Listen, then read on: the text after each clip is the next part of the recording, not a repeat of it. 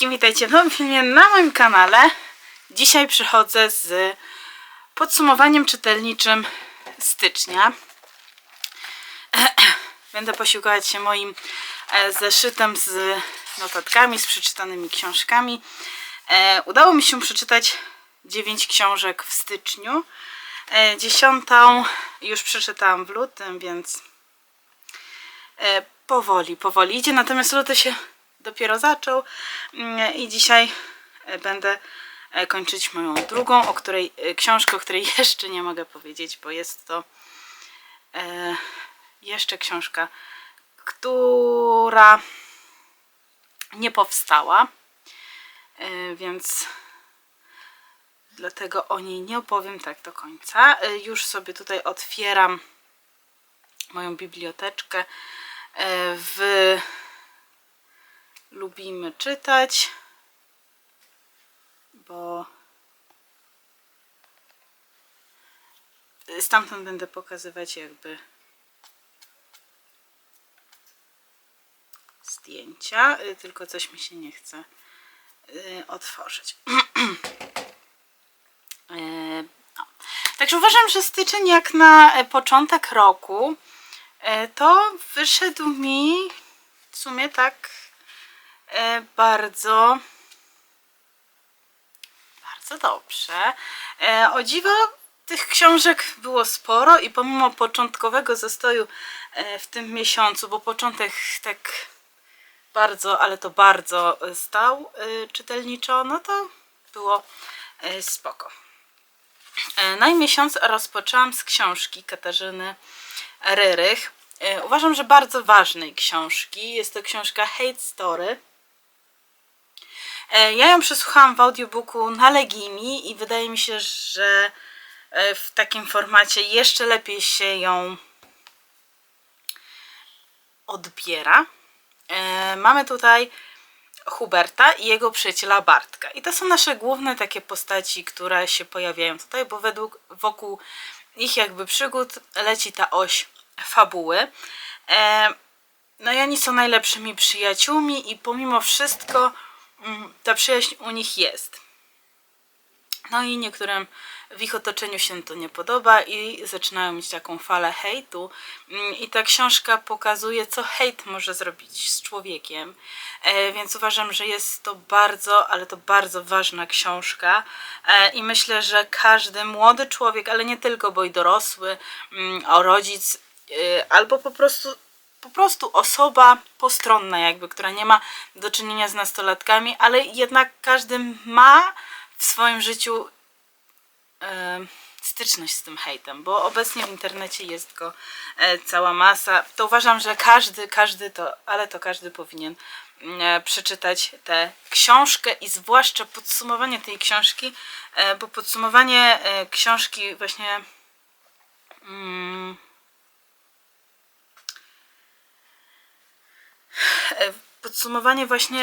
przez autorkę pokazuje nam jeszcze mocniej te zachowania hejterskie i to, co się tam działo. Druga książka, Welesówna, Sekrety Nieumarłych. Tak? Tak. Książka Miki Modrzyńskiej. Powiem tak, że ta książka mi się bardzo podobała.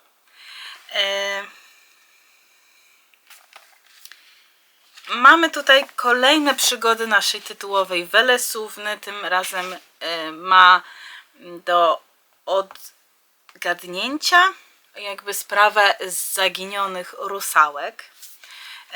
No i pojawia się w tej części bohater, którego pożegnaliśmy już jakby w poprzedniej części. On nam tutaj powraca. No i jestem ciekawa, jak te losy dalej się potoczą. Nie chcę jakby zdradzać więcej z fabuły, bo myślę, że nie jest to konieczne, jeżeli ktoś nie czytał pierwszej części. A jeżeli ktoś nie czytał jeszcze drugiej, a planuje, no to też nie chcę robić tutaj spoilerów, ale muszę powiedzieć, że książka naprawdę świetnie się czytała i bardzo mi się podobała i byłam zachwycona tym, w jakim miejscu się znalazłam, bo było to coś bardzo fajnego. Kolejna książka, czytam ją w wersji rosyjskiej i w sumie ona wprowadziła mnie trochę w taki zastój czytelniczy, bo tą książką zaczęłam rok. Jest to książka Tary David. To zabawne uczucie. Okładka jest przepiękna i w sumie książka też treściowo jest bardzo dobra. Mamy tutaj, muszę sprawdzić, Farley. Muszę sprawdzić imiona, bo ja jak zwykle mam problem. Mamy tutaj Farley, która jest początkującą stand-uperką, chociaż już tam w tym fachu trochę ludzi ją zna. No i mamy jej menadżera Meyera, w którego życie jakby Farley wtargnęła nieoczekiwanie. On jest byłym stand-uperem i to takim światowej sławy, można wręcz powiedzieć, bo tutaj był gwiazdą stand-upu w Stanach. Nie wiem, czy na świecie też, ale najczęściej jest tak, że jeżeli ktoś już jest gwiazdą w tych Stanach stand-upowych, w sensie w stand-upowych kręgach, no to też i na świecie już go kojarzę, więc możliwe, że tutaj ten sam przypadek był. Wiadomo, że to jest fikcja literacka, natomiast no możliwe, że tak było. No i on rezygnuje, pewnego razu po prostu znika. Okazuje się, że urodziło mu się dziecko. Jest to dziecko wymagające dużo troski, bo jest to dziewczynka, która jest głucha. Więc Meyer poświęca jej cały swój czas. No i tutaj wkracza właśnie Farley Jones, która pomaga mu w pewnym wydarzeniu, urodzinach córki. No i tak zaczyna się ich przygoda. Meyer postanawia ją prowadzić w tej karierze. No i oboje skrywają do siebie pewne uczucia i nie chcą ich wyjawiać, bo boją się, że to jakby podziała na ich pracę wspólną. No i pewnym splotem wypadków muszą udawać swój związek. To jest związane z trasą komediową, z trasą stand-upową Farley. No i właśnie tam okazuje się, że oboje coś do siebie czują, oboje chcą ze sobą być. No i mamy tutaj happy end, ale co tutaj się dzieje po środku, no to nie powiem. Kolejna książka, była to współpraca recenzentka z Editioret, a jest to książka Cytri od Anieli Wilk. Powiem tak, jest to książka zdecydowanie 18+, więc nie polecam jej każdemu. Zdecydowanie warto się przysłuchać tutaj tym kwestiom wiekowym, bo książka ma bardzo mocne fragmenty, nie tylko erotyczne, bo jest to uznane za erotyk, natomiast też takie śmiertelne. I tak, mamy tutaj miasteczko, do którego po wielu, wielu latach zniewolenia powraca demon, który planuje zniszczyć i podporządkować sobie Coven, którym kieruje Luna. Była jego pani, jakby tak to powiedzieć, osoba, która go zniewoliła, o tak. No i jest ta Luna i jest wnuczka Nora.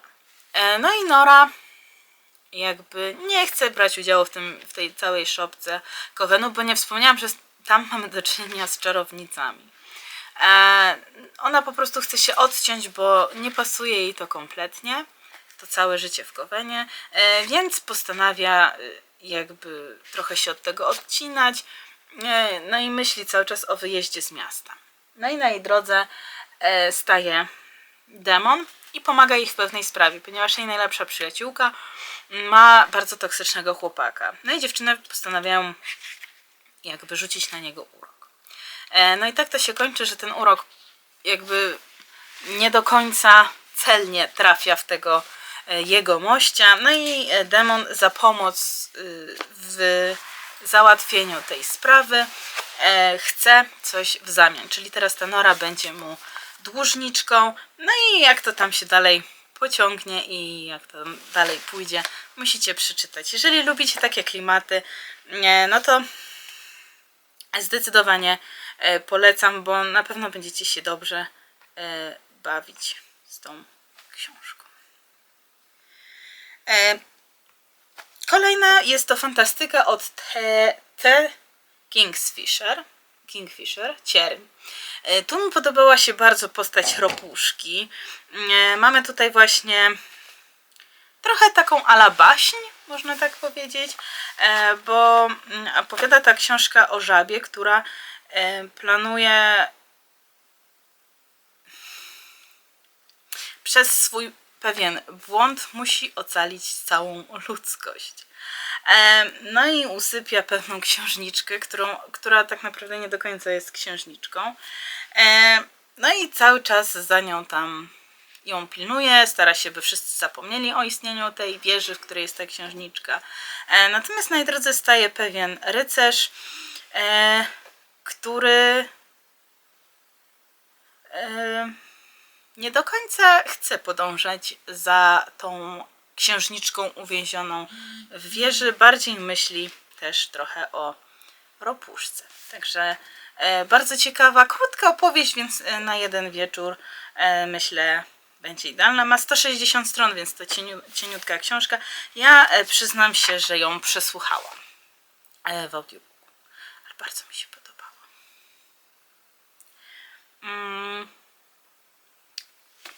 Kolejna książka, również tej samej autorki, Co porusza martwych. Też bardzo mi się ta książka podobała. To jest chyba jakby retelling opowiadania Edgara Allana Poe, na ile to pamiętam dobrze. Nie wiem, czy tu w opisie nie będzie o tym. Tak, Edgar Allan Poe, Zagłada domu Asherów. Bardzo mi się podobała ta książka. Jest tutaj ona pełna mroku. Też przesłuchałam ją w audiobooku, bo akurat coś robiłam w trakcie, no i udało mi się przesłuchać dwie książki. Mamy tutaj rodzeństwo i siostra tego, dziewczyna z tego rodzeństwa umiera. W sensie ona jest bliska śmierci, natomiast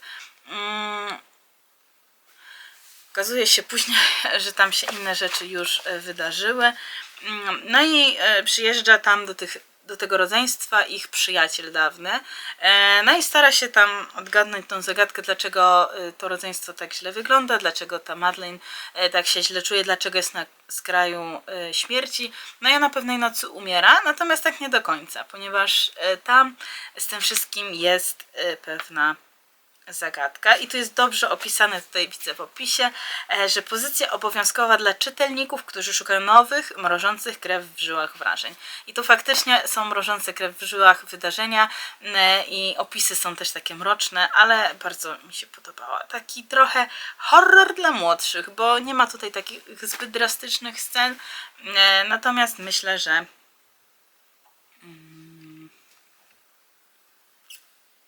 ta książka się spodoba. Kolejna była to książka, a w zasadzie opowiadanie Daphne du Maurier. I Daphne du Maurier była tym autorem, którego sobie wybrałam w moim challenge'u 12 autorów na 12 miesięcy. I było to opowiadanie Alibi. Mamy tam pewnego znudzonego mężczyznę, znudzonego swoim życiem i on wpada na pewien pomysł, że odmieni swój los trochę i odmieni los pewnej rodziny, no i planuje morderstwo. Natomiast to morderstwo nie dochodzi tak od razu do skutku i nie wiem do końca, w zasadzie to zakończenie tej książki też nie jest takie stricte pokazane, że tak to się wydarzyło. Natomiast mamy tutaj znudzonego życiem mężczyznę. Nudzi go żona, nudzi go praca, więc postanawia właśnie zrobić coś takiego. No i odnajduje matkę samotną z synem, którzy nie mają pieniędzy. On tam od nich zaczyna wynajmować pokój i zaczyna tam malować. Udaje, że jest malarzem. Ta kobieta oferuje mu swoje usługi, no i pomaga mu tam w tym wszystkim. Pomaga mu sprzątać, no i też inne jakby sprawy załatwić. Nie wiem, jak to powiedzieć dobrze. Natomiast no, on nie do końca tego chce. Nie do końca się z tym zgadza. No i on mówi, że chce tylko malować, że on jest malarzem. Więc tak się zdarza i prowadzi jakby podwójne życie. Jak się zakończy, musicie przeczytać, ale jak na Daphne du Maurier to uważam, że ta książka jest wybitna. W sensie no książka, opowiadanie, nie wiem jak to nazwać. W Polsce nie wiem czy wyszło, bo ja też czytałam po rosyjsku tę książkę. Nie wiem właśnie czy w polskiej wersji językowej wyszło to jako Alibi, czy jako coś innego. Alibi to jest angielska nazwa. Ale naprawdę mi się bardzo podobała i chcę dalej wracać do tej autorki, bo to jest jednak jedna z moich najbardziej ulubionych autorek. Chyba z całej literatury, bo podoba mi się jej mrok, jej styl pisania i to jak opowiada o tych swoich bohaterach.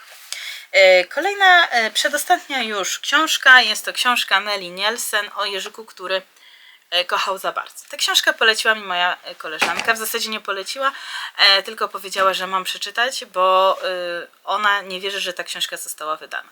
Nie wiedziałam o co chodzi, no i się dowiedziałam. Ta książka jest bardzo brutalna i nieodpowiednia moim zdaniem dla dzieci. Jest bardzo infantylna w tej swojej brutalności, natomiast myślę, że może straumatyzować najmłodszych, jeżeli dalibyśmy im tą książkę do przeczytania, bo mamy tam 3 bodajże bardzo szczegółowo opisane morderstwa. Także tak. No i co jeszcze mogę o tej książce powiedzieć, że ja się czuję straumatyzowana. Jak przeczytałam tę książkę, to od razu właśnie do mojej koleżanki zadzwoniłam i powiedziałam, nie wierzę, że to coś takiego powstało, nie wierzę, że to się wydarzyło.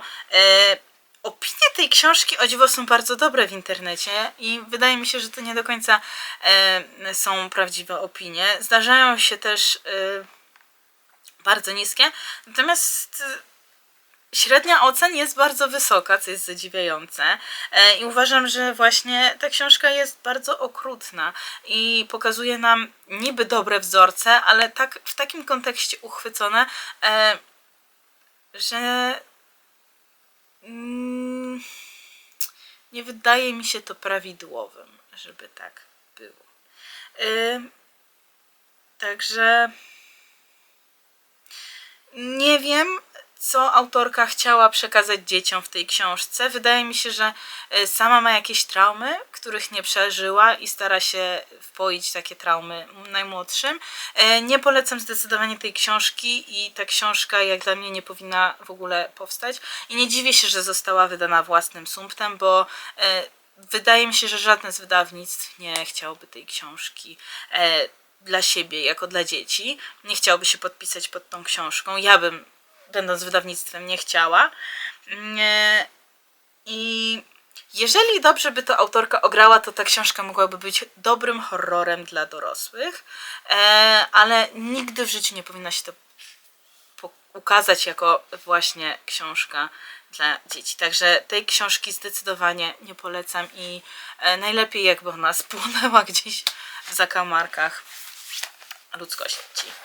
No i ostatnia już książka, jest to książka od autorki, którą czytałam pod koniec zeszłego roku, Lynn Painter, Stawiam na nas. Powiem tak, ja tą autorkę już chyba 3. jej książkę czytam i bardzo lubię, jest to taka lekka literatura, bardzo przyjemna. Tutaj mamy Bailey'ego i Charlie'ego, którzy są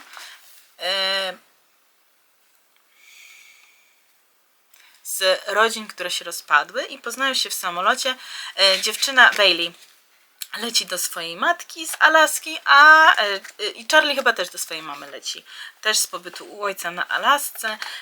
No i ten długi lot nie jest zbyt dobrym rozpoczęciem ich znajomości. Oni mają tam jakieś swoje urazy po tym locie do siebie. Kilka lat później widzą się kolejny raz. I też to jest dla nich takie niespodziewane spotkanie. No i po kolejnych kilku latach również się widzą, tym razem w pracy, i tu już coś zaiskrzyło i pojawia się przyjaźń, a po tej przyjaźni też coś więcej, bo oboje zaczynają coś do siebie czuć. Bardzo przyjemna jest ta lektura i po tym jeżyku nieszczęsnym, po którym można mieć koszmary, jest to naprawdę bardzo piękna książka. I zdecydowanie, jeżeli lubicie taką lekką literaturę, no to polecam ją przeczytać. No, także to by było podsumowanie tych 9 książek. Nie chciałam się rozgadywać, a i tak wyszło ponad 20 minut, więc też nie będę już przedłużać. Dziękuję bardzo za obejrzenie tego filmu. Do zobaczenia w kolejnych. Nie wiem, co pojawi się kolejne, bo nie wiem, czy wyrobię się na przyszły tydzień z vlogiem z wyjazdu na mecz reprezentacji Polski w hokeja. Postaram się, ale nie obiecuję. Natomiast też planuję nagrać drugą część mojego challenge'u z odgadywaniem książek po opisach. No, więc takie mam plany na filmy. No i co? Mam nadzieję, że film Wam się podobał. Mam nadzieję, że moje podsumowanie czytelnicze miesiąca było trafne. No i do zobaczenia w kolejnych filmach. Pa!